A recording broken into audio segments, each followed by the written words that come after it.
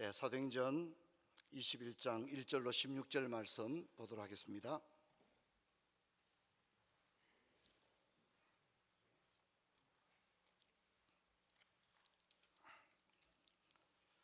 사도행전 21장 1절로 16절의 말씀입니다. 제가 읽겠습니다. 우리가 그들을 작별하고 배를 타고 바로 고스로 가서 이튿날 로도에 이르러 거기서부터 바다라로 가서 베니게로 건너가는 배를 만나서 타고 가다가 구브로를 바라보고 이를 왼편에 두고 수리아로 항해하여 두로에서 상륙하니 거기서 배의 짐을 풀려 함이르라. 제자들을 찾아 거기서 이래를 머물더니 그 제자들이 성령의 감동으로 바울들어 예루살렘에 들어가지 말라 하더니 이 여러 날을 지낸 후 우리가 떠나갈새 그들이 다 그 처자와 함께 성문 밖까지 전송하거늘 우리가 바닷가에 무릎을 꿇어 기도하고 서로 작별한 후 우리는 배에 오르고 그들은 집으로 돌아가니라. 7절부터 같이 읽겠습니다. 두로를 떠나 항해를 다 마치고 돌레마이에 이르러 형제들에게 안부를 묻고 그들과 함께 하루를 있다가 이튿날 떠나 가이사라에 이르러 7 집사 중 하나인 전도자 빌립의 집에 들어가서 머무르니라. 그에게 딸 넷이 있으니 처녀로 예언하는 자라. 여러 날 머물러 있더니 아가보라 하는 한 선지자가 유대로부터 내려와 우리에게 와서 바울의 띠를 가져다가 자기의 수족을 잡아매고 말하기를 성령이 말씀하시되 예루살렘에서 유대인들이 이같이 이 띠 임자를 결박하여 이방인의 손에 넘겨주리라 하거늘 우리가 그 말을 듣고 그곳 사람들과 더불어 바울에게 예루살렘으로 올라가지 말라 권하니 바울이 대답하되 여러분이 어찌하여 울어 내 마음을 상하게 하느냐. 나는 주 예수의 이름을 위하여 결박당할 뿐 아니라 예루살렘에서 죽을 것도 각오하였노라 하니 그가 근함을 받지 아니하므로 우리가 주의 뜻대로 이루어지이다 하고 그쳤노라. 이 여러 날 후에 여장을 꾸려 예루살렘으로 올라갈새 가이사라에 몇 제자가 함께 가며 한 오랜 제자 구브로 사람 나손을 데리고 가니 이는 우리가 그의 집에 머물려 함이라. 아멘. 성도 여러분, 봄입니다. 봄이라고 말하기에 가장 적절한 날이 아닌가 그렇게 생각합니다. 우리에게 주시는 일반 은총의 복을 여러분들이 마음껏 누리는 오늘 하루가 되기를 바랍니다. 오늘 복음 행동을 위해서 줄기별로 전도 활동을 하게 될 텐데 또 지역 청소 전도 활동한 이후에 또 함께 좋은 추억도 쌓는 여러분 되기를 바랍니다. 이제 바울은 밀레도를 떠나 예루살렘행을 결행하고 있는데 바울이 이제 상당히 긴 여행을 합니다. 그림 한번 볼까요? 바울은 이제 밀레도를 떠나서 배를 타고 이제 예루살렘을 향하여 가게 되는데 생각보다 매우 긴 거리를 가게 됩니다. 배는 정기 여객선으로 생각이 되어집니다. 그래서 밀레도에서 오늘 우리가 읽는 대로 고스로 그리고 로도로 그리고 바다라로 가는데 이것은 이제 배가 가는 노선 가운데 있는 것 같습니다. 배가 이제 완행버스가 들러서 가듯이 배도 정기 여객선이기 때문에 이제 가는 곳마다 들러서 가게 되는데 이제 시돈에서는 그 하물 하역 작업을 하게 됩니다. 시돈이 두로가 굉장히 큰 항구였기 때문이죠. 그리고 돌레마이 또 가이사라 그리고 이제 마침내 예루살렘으로 가게 되는 그런 여정을 거치게 되어집니다. 대부분은 배를 타고 가게 되고요. 일부는 육상으로 가게 되었습니다. 그래서 우리 지도를 한번 보게 되면 밀레도 그리고 이어서 고스, 로도 또 바다라 이런 과정을 거칩니다. 지도를 보면 상당히 먼 거리를 여행했음을 알 수 있습니다. 그리고 이제 소아시아에서 팔레스틴으로 넘어가서 두로에 이르게 되죠. 그리고 거기서 7개월 동안 있습니다. 7일 동안 있게 되고요. 그리고 돌레마이에서 이제 육상으로 이동을 해서 가이사라에 가게 되고 그리고 여기서 약 2주간 정도를 있는데 이때 전도자 빌립의 집에 머물렀습니다. 그리고 예루살렘으로 가는 그런 여정의 이야기를 오늘 여러분과 함께 하려고 합니다. 21장 1절을 보면 우리가 그들을 작별하고라고 했습니다. 이 작별하다. 이 작별하다의 뜻은 단순히 그냥 say goodbye, 안녕히 계세요, 이런 의미가 아닙니다. 이게 작별하다는 의미는 두 사람이 붙어 있는 것을 억지로 떼어놓는 것처럼 바울과 에베소 장로들이 얼마나 사랑으로 깊이 결합되어 있는가를 보여주는 그런 장면입니다. 단순한 작별이 아니었다는 거죠.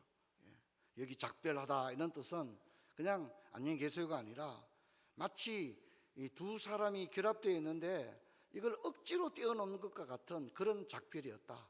그래서 우리 흔히 말하는 석별의 시간을 보내었다, 그렇게 이야기를 할 수 있습니다.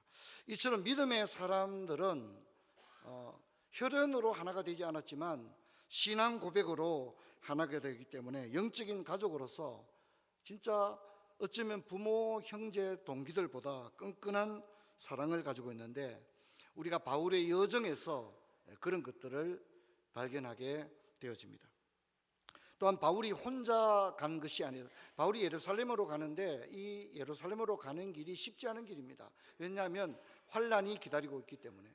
근데 바울이 혼자 외롭게 가는 것이 아니라 많은 사람들이 함께 있는데 21장 1절을 보면 우리가 이렇게 나오잖아요. 우리가. 이게 우리는 누구냐면 바로 드로아에서 합류했던 사람들입니다. 아까 우리가 배의 여정을 살펴봤잖아요. 항구를 어떻게 지나갔냐 봤는데 거기 함께 배를 타고 갔던 사람들이 바울을 포함해서 적어도 9명 정도였습니다.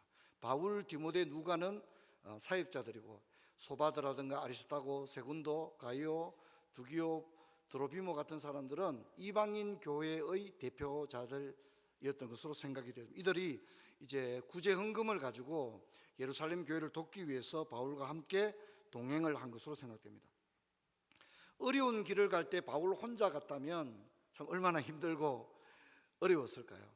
얼마나 힘들고 어려웠을까요? 제가 아르헨티나 황영규 선교사님 사역지에 갔을 때 저를 꼭 만나고 싶다고 한 분이 아마존에서 배를 타고 또 버스를 타고 이렇게 문명한 곳으로 나와서 거기서 또 비행기를 타고 저를 만나기 위해서 부에노스아이레스까지 왔습니다. 그래서 저는 이제 그냥 제가 별로 유명한 사람도 아닌데 왜 저를 그렇게 만나기 위해서 왔느냐라고 했더니 이제 같은 이제 호텔에서 하룻밤 머물면서 밤새도록 얘기를 했습니다. 그 얘기는 뭐냐면 그 선교사님 얘기는 너무 모두 아마존에 관심이 없다는 거예요. 너무 아마존에 관심이 없고 자기는 아마존 깊은 곳에서 원주민들과 30년째 살고 있는데 한국교회라든가 전 세계 교회가 너무 아마존에 관심이 없어서 우리 아마존에 있는 수많은 부족들과 거기 있는 선교사님들에 대해서 좀 관심을 가져달라고 그런 말을 하고 싶어서 자기가 배를 타고 걸어서 또 비행기를 타고 브라질에서 부에노스아이레스까지 단지 저를 만나기 위해서 온 것이었어요. 그러니 제가 밤새도록 이야기를 안 들어줄 수가 없는 거죠. 영화 미션에 나오는, 영화 미션 아시죠? 그 영화 미션에 나오는 그 부족입니다. 그 부족에 들어가서 모든 서구 선교사들은 다 실패했습니다. 그 미션 영화에도 나오지만 하지만 이분은 거기 들어가서 농사 지으면서 한 10몇 년을 사니까 그 다음부터 원주민들이 친구로 받아주고 부족 행사에도 참여해주고 그리고 나중에 이제 그 부족의 족장이 학교와 고아원을 질 수 있도록 땅을 허락을 해주고 또 나중에 예배당을 질 수 있도록 해주고 또 부족에 있는 사람들 가운데 예수 믿는 청년을 신학교로 보낼 수 있도록 그건 다 누가 허락을 해야 되냐면 추장이 허락을 해야 됩니다. 그런데 신학교 가서 목사가 되어라고 허락을 해줘서 그 청년들 일부를 황영규 선교사가 운영하는 두란노 신학교에 이제 신학생을 하기 위해서 그렇게 온 거예요. 제가 이제 한국에서 이제 온다는 얘기를 들으니까 좀 아마존에 관심을 가져달라고, 우리 기도해달라고 여기도 선교사를 보내달라고 그 말을 하기 위해서 찾아왔다는 거예요. 그리고 이제 그 다음 날 바로 돌아갔습니다. 공항에서 전송을 하면서 제가 마음에 참 이분의 간절한 이야기를 내가 한국교회에 돌아가서 교단과 여러 목사님들에게 이야기를 해야 되겠다, 그런 생각을 했습니다. 근데 그분이 그런 얘기를 하는 거예요. 자기가 아마존에 들어가 있었지만 외롭지는 않았다고. 왜냐하면 자기를 위해 늘 기도하는 사람들과 동력자들이 있었기 때문에 자기는 아마존에 들어가서 오랜 세월 풍토병도 앓고 죽을 뻔도 하고, 그런데 아무도 자기를 병원도 없죠. 데려다 줄 사람도 없고 수없는 죽음의 고비를 넘기면서 30년을 거기서 목회했지만, 선교했지만 그분의 말씀은 외롭지는 않았다는 거예요.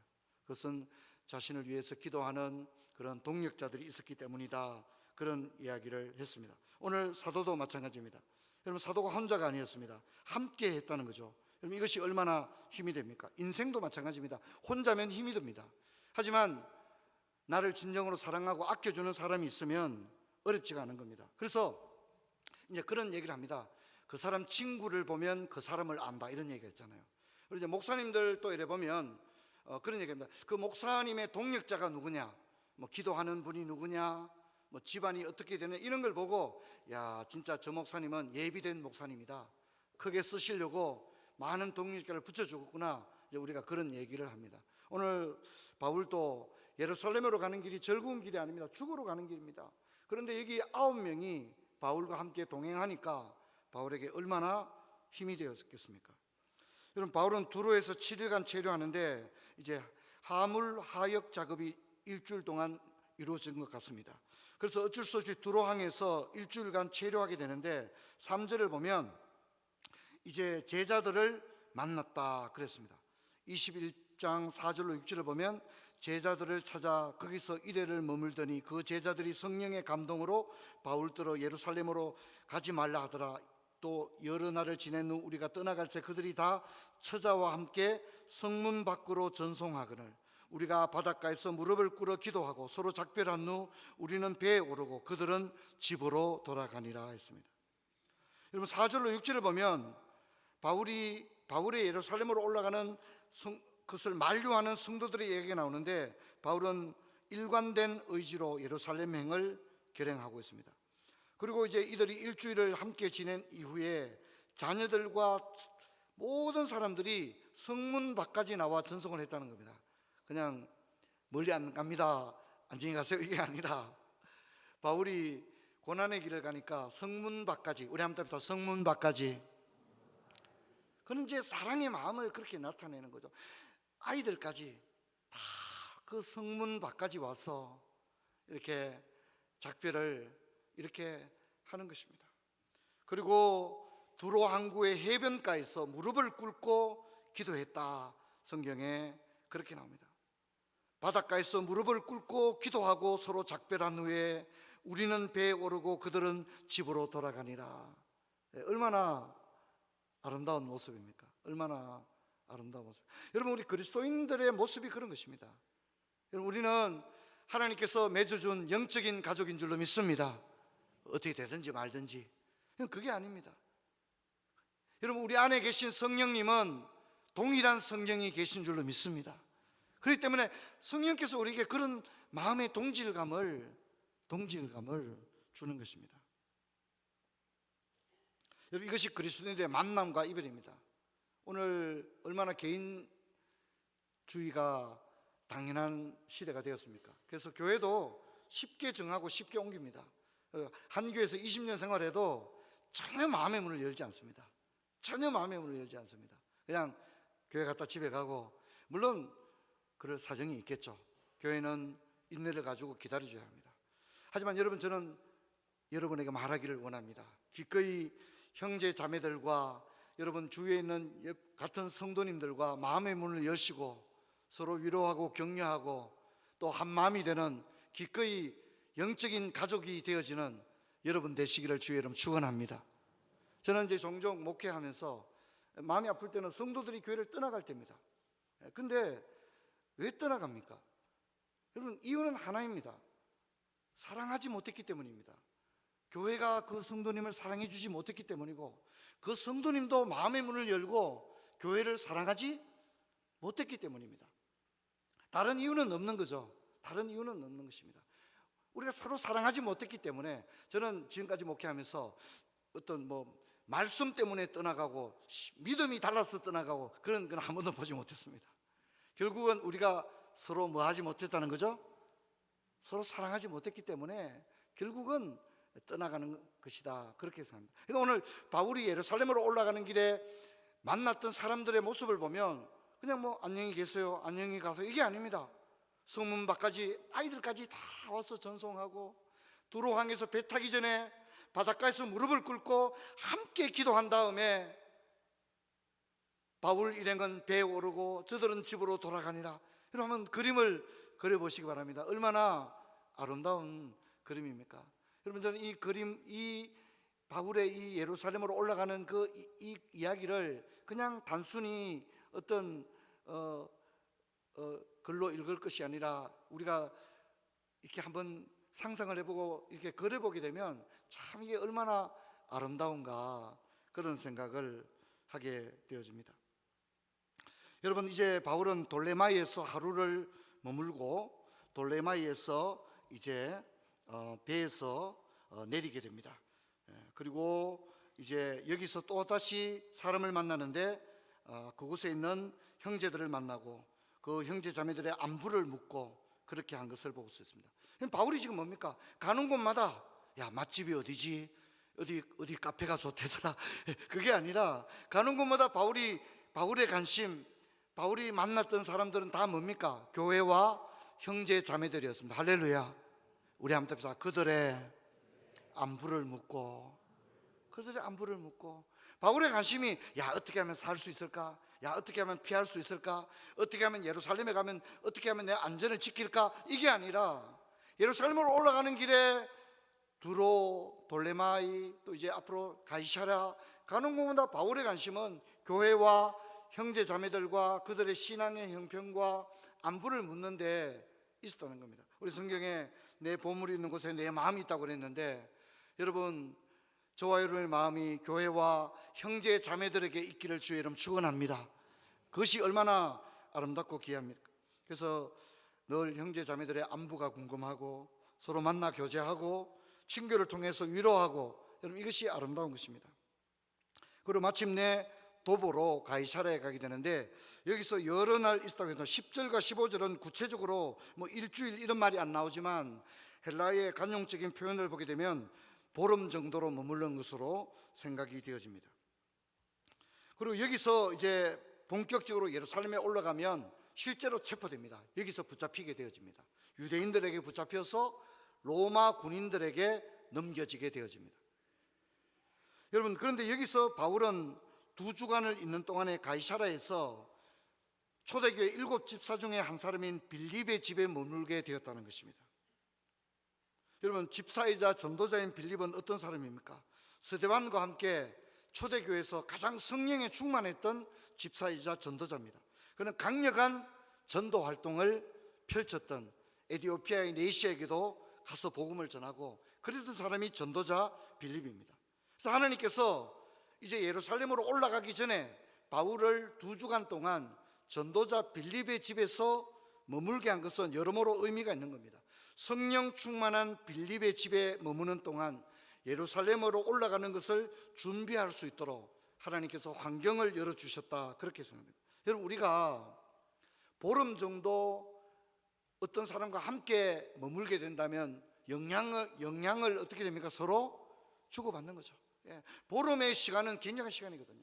보름 동안 함께 이야기하고 기도하고 예배드리고 말씀 나누고 이렇게 하는 동안 분명히 영향을 받는 겁니다. 그래서 하나님께서 전도자 빌립, 가장 성령 충만한 전도자 빌립의 집에서 보름 동안 머물 수 있도록 그렇게 해준 것입니다.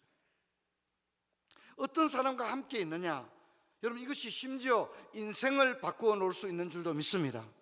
할렐루야. 여러분, 이게 얼마나 중요합니까? 인생을 바꾸어 놓을 수도 있는 것입니다.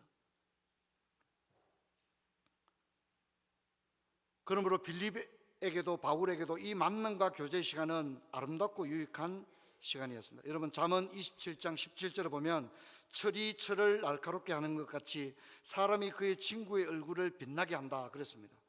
성령 충만한 전도자 빌립, 죽을 것도 각오하고 예루살렘으로 올라가는 바울, 이 두 사람이 가이사라의 빌립의 집에서 보름 동안 함께 있었으니까 여러분, 두 사람이 어떻게 됐을까요? 참 마음이 더 뜨거워지고, 할렐루야, 그랬을 거라 생각합니다. 얼마나 아름답겠습니까?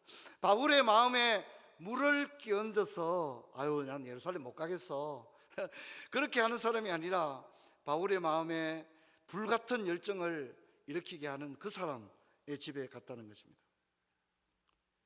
여러분, 인생을 망치는 사람도 있습니다. 잘못된 만남입니다.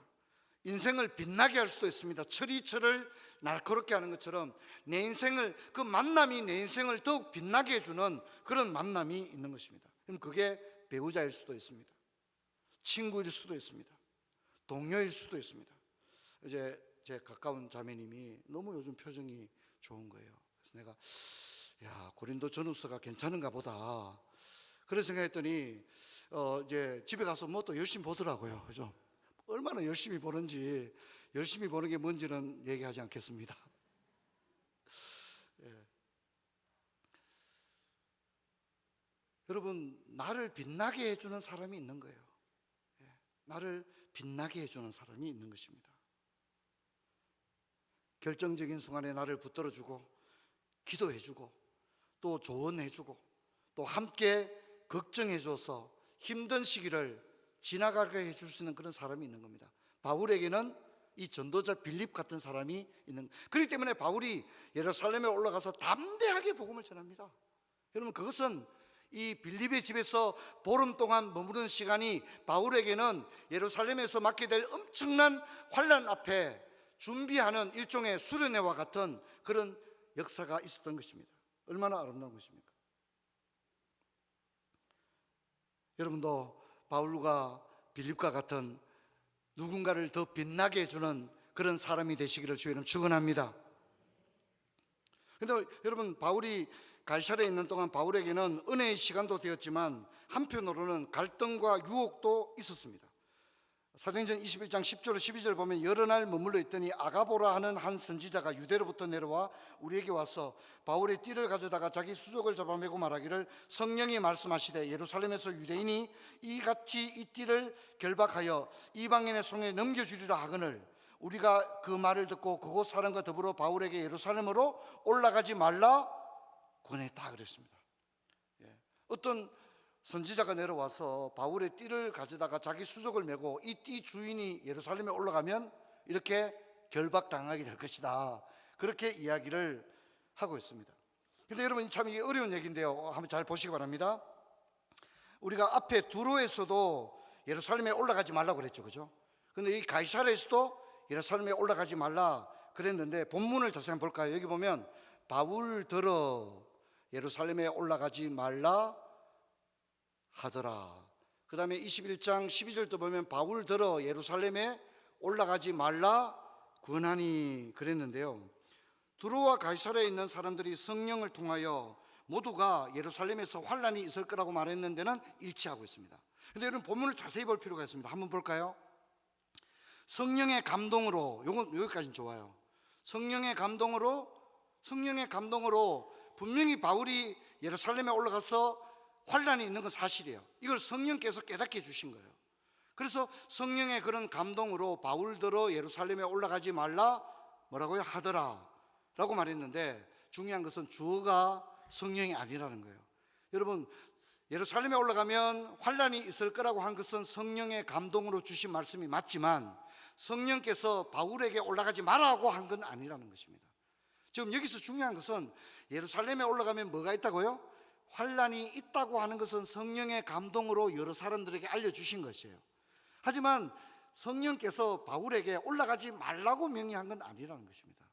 그래서 성령께서 말씀하셨다라고 한 게 아닙니다. 바울에게 예루살렘으로 올라가지 말라 말씀하신다는 것과 성령의 감동으로 건면하더라는 건 다른 거죠. 그래서 본문 두 개의 본문을 우리가 면밀히 살펴보면 바울에게 예루살렘에 올라가지 말라고 하는 성령의 명령은 없었어요. 다만 성령께서는 준비하라는 거죠. 왜냐하면 예루살렘에 올라가면 환란이 있다. 그래서 이것을 준비할 수 있도록 그렇게 교훈하고 있는 것을 볼 수 있습니다. 여러분, 우리는 기도하고 또 말씀을 통해서 권면할 때 조심해야 됩니다. 또 권면을 듣는 사람도 조심해야 됩니다. 자기에게 유리한 것만 들으려고 해서는 안 됩니다. 그래서 직분론적으로 볼 때는 여러분 저를 보세요. 아무나 함부로 권면해서는 안 된다는 것입니다. 여러분, 성도의 가정을 신방을 해서 위로하고 권면할 수 있는 사람이 누굽니까? 교회 직분 중에 목사, 장로, 집사, 권사 쫙 있는데요. 공적으로 성도의 가정을 신방해서 말씀으로 권면할 수 있는 위치에 있는 사람이 누굽니까? 여러분, 사물이라고 너무 방심해서는 안 됩니다. 누굽니까? 장로님들입니다. 우리 헌법에 그래 나와 있습니다. 헌법에 환난 당한 자와 또 뭐 여러 가지 어려움을 당한 자를 신방하고 기도하고 하는 것을 누가 한다고요? 장로님들이 하도록 되어 있습니다. 그럼 목사님은 뭐 합니까? 목사님 40일 기도 하고 있잖아요 지금. 목사님이 하는 일은 뭐냐면 말씀과 기도하는 일입니다. 이해되게? 목사님이 본래 신방하는 일이 주업이 아니에요. 목사님은 말씀 증거하고 성례를 집례하는 게 목사님의 메인이에요. 본래 그 다음에 이제 성도들의 가정을 신방하는 건 누가 하냐면 장로님들이 합니다. 그래서 공동의회 때 장로를 몇 명당 한 명을 뽑습니까? 25명당 한 명을 뽑아요. 그것은 한 장로님이 성도들을 돌아보고 신방하기에 적당한 인원이라고 그렇게 보는 거예요. 본래 그런 것입니다. 목사님, 여전도사님이 신방하던데요.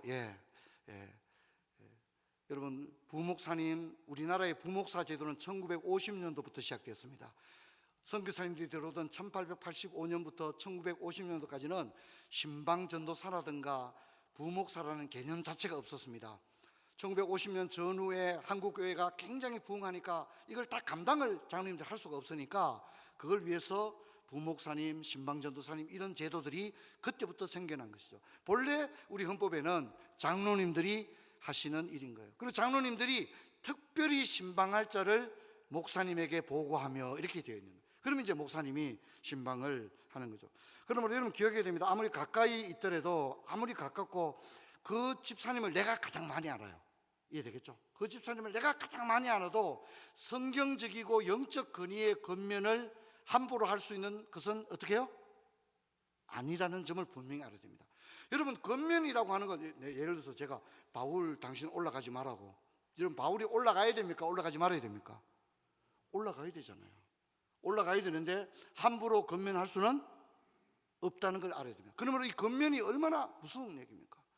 우리 딸이 결혼하려는데 결혼해야 되냐 말아야 되냐. 여러분, 그 잘못 말아주면 자기가 무당의 위치에 설 수도 있다는 걸 잊으면 안 돼요. 그런데 굉장히 신중해야 됩니다. 그럴 때는 어떻게 됩니까? 신방을 요청해야 되는 거죠. 신방을 요청해야 돼요. 그리고 저도 이제 신방을 하면 그 자리에서 제가 뭐 어느 유명한 스님처럼 정문적답 이런 걸 안 합니다. 왜냐하면 내가 다 아는 것도 아닌데 제가 주로 잘하는 말은 제가 기도해보고 또 말씀드리겠습니다. 제가 기도해봐야죠. 제가 어떻게 바로 얘기할 수 있습니까? 그렇게 한다는 것 여러분 오늘 잘 기억했으면 좋겠습니다. 위로와 권면을 신중해야 됩니다. 자, 우리 한번 같이 읽어보겠습니다. 사도행전 21장 13절 같이 읽습니다. 시작. 바울이 대답하되 여러분이 어찌하여 울어 내 마음을 상하게 하느냐. 나는 주 예수의 이름을 위하여 결박당할 뿐 아니라 예루살렘에서 죽을 것도 각오했다. 나는 갈 것입니다. 예루살렘으로. 어떤 일이 기다리고 있는지 저도 들어서 알고 있습니다. 하지만 제가 죽더라도 저는 갈 것입니다. 바울은 가이사랴에서 위로와 격려의 시간을 가지는 가운데 자칫 마음과 결단이 흐트러질 수도 있었습니다. 하지만 그는 결코 흔들리지 않고 달려갈 수 있어요. 여러분, 좁은 길이 그만큼 어려운 것입니다. 자, 그리고 예루살렘으로 올라가는 길에 오랜 제자 구브루 사람 나손과 함께 갔다고 했는데 이것은 아마 나손의 집이 예루살렘에 있었던 것으로 생각되고 사람들이 예루살렘에 있는 나손의 집에 바울이 예루살렘에 갔는데 기거할 곳이 있어야 되지 않습니까? 그게 나손의 집이었다는 거죠. 그래서 우리 번역은 나손과 함께 갔다 이렇게 번역했지만 이 헬라어의 지시대명사는 굉장히 복잡합니다. 그래서 문맥상으로 보면 오히려 나손의 집으로 인도되었다, 나손의 집에 들어갔다 이렇게 표현하는 것이 훨씬 더 이해하기 쉽습니다. 바울은 예루살렘에 올라가서 가이사라의 빌립의 집에 있었던 것처럼 예루살렘에 올라가서는 누구 집에 있었다고요? 나손의 집에 있게 되었다는 것입니다. 물론 예루살렘에서 붙잡히게 됩니다. 말씀을 맺고자 합니다. 저는 두로와 가이사라에서 복음을 전하는 바울과 함께 걱정하고 바울을 염려해주고 함께 울어주었던 사람들을 바라보면서 우리 푸른 초장교회 형제 자매들이 그런 저와 여러분 되기를 주의 이름으로 축원합니다. 누군가 나를 위해 울어주고 누군가 나를 위해 기도한다는 것은 믿음의 사람에게는 얼마나 힘이 됩니까? 왜냐하면 같은 부모 형제도 신앙이 다르고 신앙관이 다르면 나를 이해해 주지 못할 때가 있거든요. 아무리 부모래도 배구자래도 신앙관이 다르고 신앙이 없으면요, 나를 위해 울어주고 나를 위해 진정으로 기도해 줄 수가 없을 때가 있거든요. 하지만 누군가 나를 위해 울어주고 누군가 나를 위해 기도해 준다고 하는 건 얼마나 아름다운 일입니까? 바울이 오늘 밀레도에서 예루살렘까지 가는 노정에 두로와 가이사라에서 만났던 그 사람들은 한 가족과 같은 사람들이었고 바울에게 얼마나 힘이 되었을까요? 누군가 나를 위해 기도하겠구나. 내가 예루살렘에 올라가고 고난당할 때 내가 혼자가 아니구나. 아마존에서 30년 동안 서구 선교사가 다 실패하고 떠나버린 그 부족의 옆에서 함께 살면서 수없는 풍토병에 걸리고 죽음의 고비를 넘기면서 살아왔던 그 선교사님이 나는 결코 외롭지 않았다고 말했는 것처럼, 여러분, 저와 여러분도 믿음 생활하며 걸어가는 이 신앙의 여정에 형제 자매들로 말미암아 외롭지 않았다고. 할렐루야, 할렐루야. 외롭지 않았다고. 하나님이 많은 권사님들을 붙여주시고 많은 집사님을 붙여주시고 친정아버지 같은 장로님들을 붙여주어서 내가 인생이 힘들긴 했지만 외롭지는 않았다고. 아마 사도가 그렇게 말하지 않을까요? 오늘 사도의 예루살렘 결행을 바라보면서 저와 여러분의 신앙생활에서 그런 은혜가 우리들에게도 있는 그런 복된 은혜가 있기를 주의 이름으로 축원합니다. 자리에서 일어나겠습니다. 아버지 감사합니다. 오늘 사도는 밀레도에서 에베소 장로님들과 작별하고 이제 환난과 결박이 기다리고 있는 예루살렘으로 올라가는 길의 노정에서 두로와 가이사라에서 믿음의 형제들을 만나 교제하고 위로하는 가운데 힘을 얻어 올라가게 되었습니다. 많은 사람이 바울을 위해 기도해 주었고 바울 때문에, 고난당하는 바울 때문에 울어주었습니다. 이것이 바울에게 큰 정서적 지지와 힘이 된 줄 압니다. 아버지, 우리도 외롭습니다. 때로는 혼자일 때가 있습니다. 하지만 부초의 형제 자매들이 나를 위해 울어주고 나를 위해 기도해 주는 그런 영적 가족이 되게 하여 주옵소서. 주 예수 그리스도 이름으로 기도하옵나이다.